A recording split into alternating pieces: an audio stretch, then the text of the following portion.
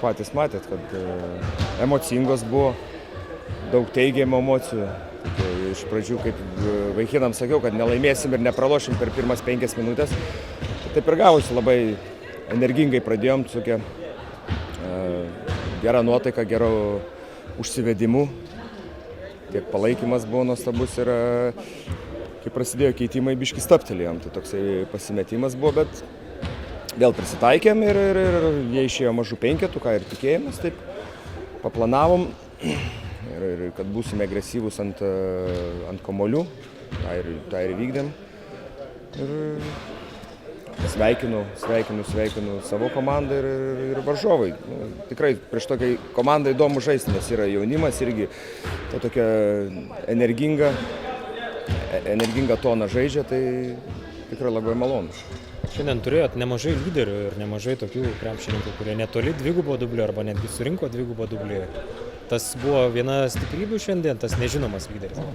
Nu, kad ne šiandienas, pasakyčiau, kad mes taip dažnai jau yra ne vien, kad vienas žaidėjas sužaidžia, o džiugu, kad kiti, nes norisi iš visiems šitokia ir mūsų komanda, ir kad mes visi žaidžiam, visi daugmaž po lygį ir norisi, kad kiekvienam atsiskleistų, darytų tos,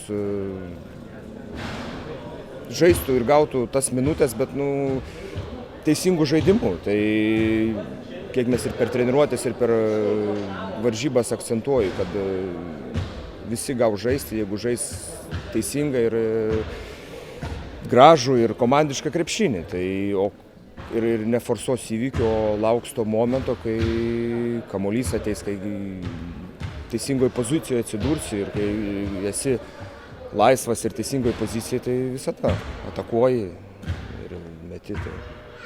Varžovų lyderiai šiandien buvo rezultatyviausi, bet taip atrodo, kad nesužaidė savo rungtynių. Pavyko neutralizuoti jas?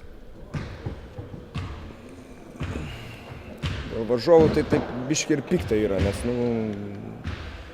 žinojom, ką darys ir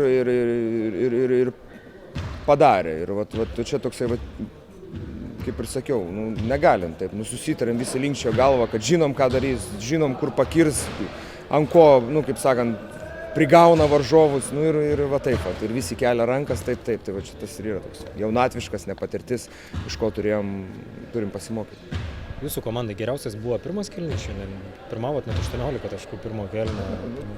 Kaip ir minėjau, kad rungtynės niekados nelaimėsi per pirmą kėlinį ir nepraloši per pirmas kėlinis, bet tas tikrai malonu ir kad neperdegė, o užsivedė.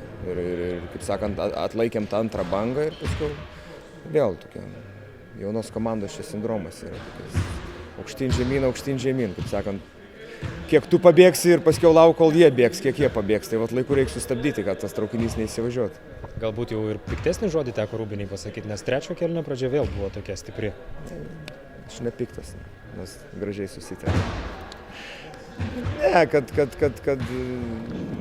ta koncentracija, kad žinot, kaip jaunimas, mažai tos patirties yra, tai kad kaip treneris žinai, kad jau kas tavęs laukia, tu juos bandai ne tiek, kad išgąsdinti, bet perspėti, kad būtų budrus ir lauktų tokių momentų, kurie gali atakuoti ir kurie yra pavojingi.